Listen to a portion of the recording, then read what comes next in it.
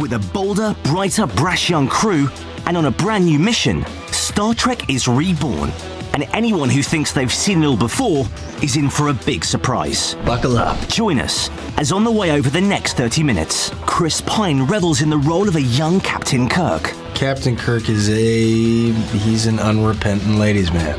Zachary Quinto reveals the rigors of becoming Spock. I had to shave and tweeze and pluck and wax, and then had to have this, horrifying bowl haircut for 6 months. And Zoe Saldana on the joys of being the only girl on board the Enterprise. All the guys are shirtless on the Enterprise, and they have hot muscles. But first, let's find out why J.J. Abrams, creator of compelling TV drama Lost, and who applied his magic touch to the derailed Mission Impossible series, wanted to take an ailing franchise and reinvent it for the next generation. What is your name? My name is James Tiberius Kirk. I was not really a fan of Star Trek and didn't know enough about it to sufficiently know what story I would tell, but I did immediately find myself drawn to the idea of doing a Kirk and Spock story, because Star Trek to me was always Kirk and Spock. I always felt like there wasn't a way in for me, that they were these like pre-established characters. I never really felt, as I have with other films that I've loved, like, oh, I relate to that character, I am that character, and oh my God, look where they go. Like, how did Captain Kirk become Captain Kirk, and what's Spock all about? So I was more curious about those guys, and the studio said, yeah, that we'd be interested in that.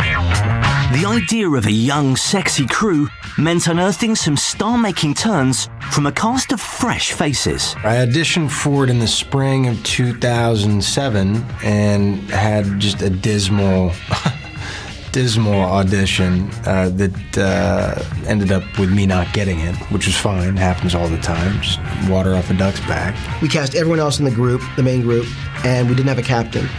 And we kept seeing actors, and some really good ones too, and we were getting, close, but for some reason it didn't quite hit. And then the summer passed, and I'd done a couple films, and then came back in LA. My agents were like, would you want to audition for Star Trek again? They said, you should really meet JJ. He's a class act, and you'll really like him. So I decided to go in, and Chris Pine came in, and it was like, it's that feeling you have where it's like, oh my God, like I wish you'd come in the first day. It would have been so much easier. Really, once I walked in the door and met JJ and spent a couple minutes with him, I knew that if this were to work out, because I still had to audition again, if this were to work out, I knew that we would get along and just like two peas in a pod. And Chris came in and did it and was hungry. You could see he was just primed to be that guy, not just Kirk, but to sort of shoulder starring in a movie. He was ready for that. Either we're going down, or they are. The process of getting this role was very, I think, unique.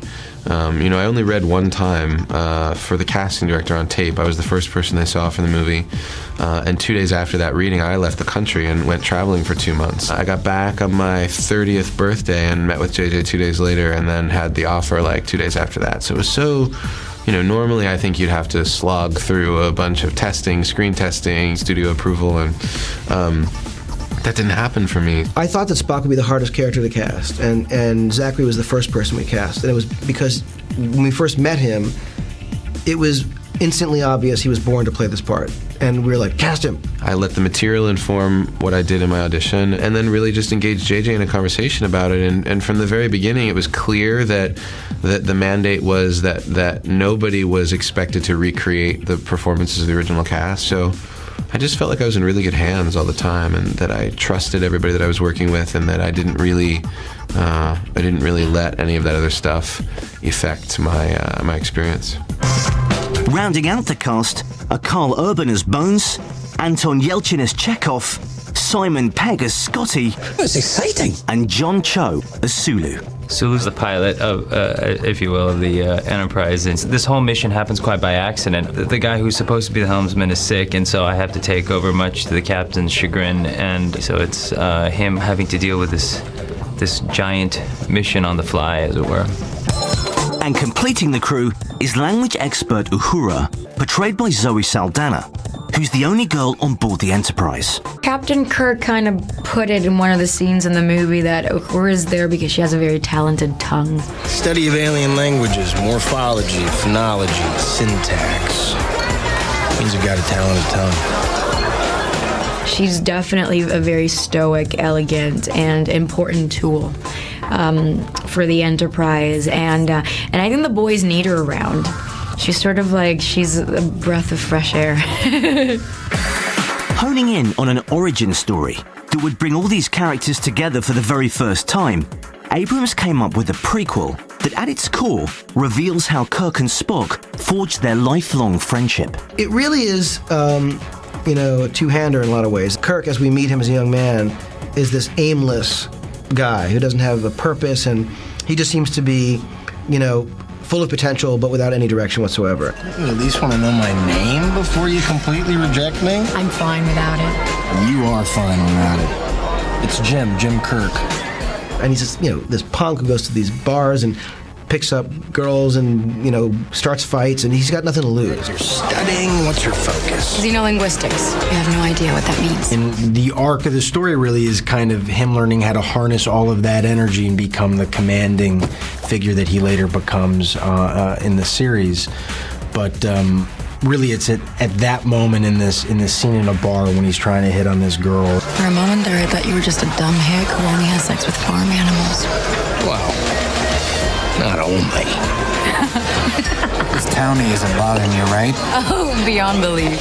But it's nothing I can't handle. You could handle me. That's an invitation. He's at the full height of his arrogant brashness. You better mind your manners. Relax, cupcake. It was a joke. Hey, farm boy, maybe you can't count, but there are 4 of us and 1 of you. So get some more guys, and then it'll be an even fight.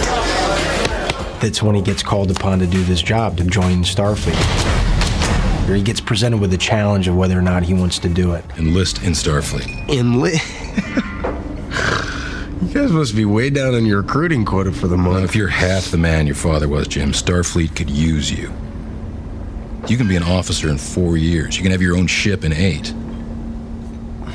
You understand what the Federation is, don't you? It's important. It's a peacekeeping and humanitarian armada. We done? Your father was captain of a starship for 12 minutes.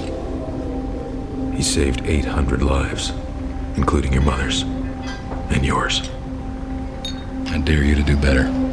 Then you've got Spock, who I didn't even remember was half human and half Vulcan, and that being logical isn't some sort of biological imperative. This is like a choice. You will always be a child of 2 worlds and fully capable of deciding your own destiny. The question you face is, which path will you choose? Spock is half human, half Vulcan. Human mother, Vulcan father. And he is, I think, especially in this iteration of the story, really at odds with those 2 parts of himself. It's equal parts my story as it is Zach's. These 2 personalities just clash. We are traveling at warp speed. How did you manage to beam aboard this ship? Hey, you're the genius, you figure it out. As acting captain of this vessel, I order you to answer the question. Well, I'm not telling, acting captain. Well, they come from completely opposite ends of the spectrum, one of them is very sort of swaggering and arrogant and cavalier, and the other is very moderate and controlled and exists within a framework. Well, now that doesn't frustrate you, does it? My lack of cooperation. That doesn't make you angry. Are you a member of Starfleet? Yes. Can I get a towel? Under penalty of court-martial, I order you to explain to me how you were able to beam aboard this ship while moving at warp. Well, don't answer him. You will answer me. So there's this instant sort of incongruity between these 2 energies, and yet they come together in a way, and they're forced to interact, and so then you see what ensues. In his quest for renewal and recognizing that Star Trek had an image problem that made it the domain of geeks, Abrams' goal was to create a movie for anyone willing to spend 2 hours being transported to another time and place. I hope you know what you're doing. Star Trek is us. Star Trek is, our future, and certainly it's a fantasy. What is the current star date? Star date 223304. Where are you from? But it's a vision of, a future that posits that we survive, that we thrive working together, that there's incredible, cultural diversity, and that we're working with other species. Our missions involve discovery, of worlds and exploration of worlds, not the conquering and, owning of worlds. The idea of it, when you relate to characters, to me, sending them on a crazy adventure, that's my favorite story. Characters you love in insane situations. So, having met the crew and heard the mantra behind the movie, join us after the break, when coming up in part 2, Chris Pine reveals where these young cadets learned their space skills. Starfleet, I guess, would be like the Top Gun of the future. And Zoe Saldana waxes lyrical about the man in charge. He knows exactly what to do and how to do it, and that's why you just follow it, because he's so cool.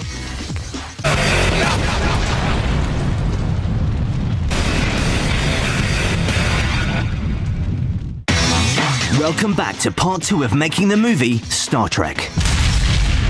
Coming up, Zach Quinto boldly goes where he has to in order to become Spock. I had to shave and tweeze and pluck and wax, and then had to have this, horrifying bowl haircut for 6 months. J.J. Abrams teases us with talk of a sequel. If we are lucky enough that the movie is embraced, seeing these characters live on, played by these actors, would be a thrill, and obviously I would, desperately want to be involved. And the cast wax lyrical about the man in charge. He knows exactly what to do and how to do it, and that's why you just follow it, because he's so cool. But first, having been introduced to the hot new crew of the Enterprise in part 1, let's find out just where these young cadets learned their space skills. Starfleet, I guess, would be like the Top Gun of the future. It's the brightest minds that protect the Federation and explore, brave new worlds kind of thing. I mean, essentially that's my understanding of it. I could be completely wrong if that might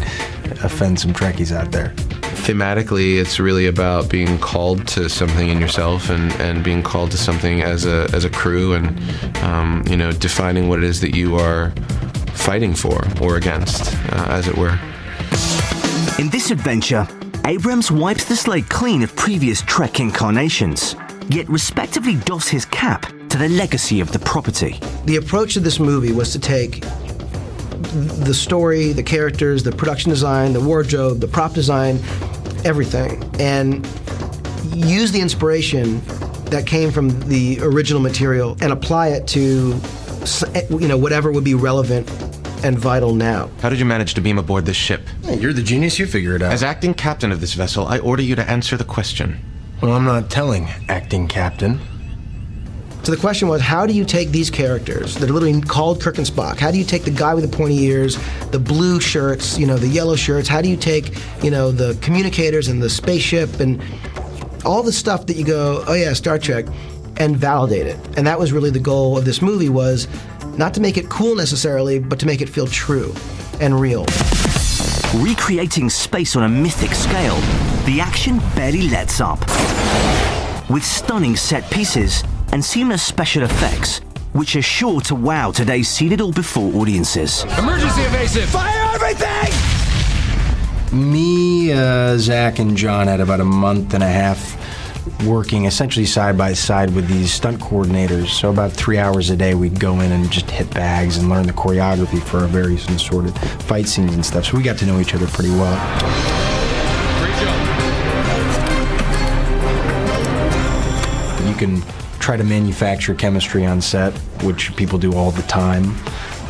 But we didn't really have to manufacture anything because we authentically, it was like a fraternity with one lone female. The woman on set, Zoe, who's that poor girl had to put up with us, but she was great. I wasn't that much involved in all the action sequences, but trust me, I didn't want to be skydiving from space. I let the boys do their job. We trained in the various martial arts that were appropriate for each character, and that was kind of cool too, because Zach's training was tailored to his character, and Chris's to his, and mine to my character. So what kind of combat training do you have? Fencing. It ended up feeling like we graduated from Starfleet Academy. We, getting a common experience under our belts, and I think it also paid off in terms of, in the acting, and it also paid off in the stunt work, because we tried to do as much as we could, and I think JJ got great coverage out of it. Whilst the action proved to be the toughest test for some, perhaps the biggest physical transformation was that undertaken by Zach, who had to embody every facet of his character's unique look. One of the things that I never really anticipated was how much I would be alienated from myself through the process of physical alteration. I had to shave and tweeze and pluck and wax and, deal with my eyebrows, which are a significant part of my face. I lost about 3/4 of them, and then had to have this, horrifying bowl haircut for 6 months. And, it really did affect me in ways that I didn't anticipate, but I think ultimately brought me around to a deeper understanding of the character, who grapples with this same kind of alienation all the time in his own life. So it had a really profound parallel for me in that regard. With Quinto and Pine particularly impressive in their star-making turns, the whole of the cast were full of praise for how their director injected a gigantic dose of energy and expertise in bringing this story to the screen. JJ, I have to say that besides being an amazing creator, like amazing filmmaker, he knows exactly what to do and how to do it, and that's why you just follow it, because he's so cool. JJ is awesome. I feel weird when I talk about him, because it's like, it almost feels disingenuous, because I use such superlative words, like he's a wizard and a magician. I still find it hard to comprehend how someone can be so successful and talented and accomplished, and yet so tremendously down to earth. JJ's genius is being able to marry huge set pieces, huge action sequences with great relationships, because without that, you can't sell any of the $50 million explosions, because no one's going to care about people. And I think that's what JJ brings to this story so well. JJ is excellent at having multiple threads going on in any given scene, multiple emotional narratives going through each scene, and it's good he found directing, because he's very good at it. So, going boldly where many have gone before, but creating a new mythology complete with pin-up stars, melodrama, I hope you know what you're doing, and humor. That's exciting. This rebooted Star Trek is destined to be one of summer's biggest hits, and could pave the way for a brand new series of films for years to come. If we are lucky enough that the movie is embraced, seeing these characters live on, played by these actors, would be a thrill, and obviously I would, desperately want to be involved with that movie. I just can't wait to see how people react to it, because it's really funny when you're a part of something that has so much expectation attached to it, and this movie was made, for the diehard fans, just as it was made for people that have never seen Trek before, and I feel like you get to know these characters on a whole new level. And if you've known them for 40 years and you've been fans of them for 40 years, then getting to know them in this way is only going to enhance your appreciation of them. And if you've never known them before, they're pretty incredible characters. I've been hearing a lot that a lot of guys say that their girlfriends are not going to be able to go with them because they're not going to want to see it, and just so they know, like, all the guys are shirtless on the Enterprise, and they have hot muscles.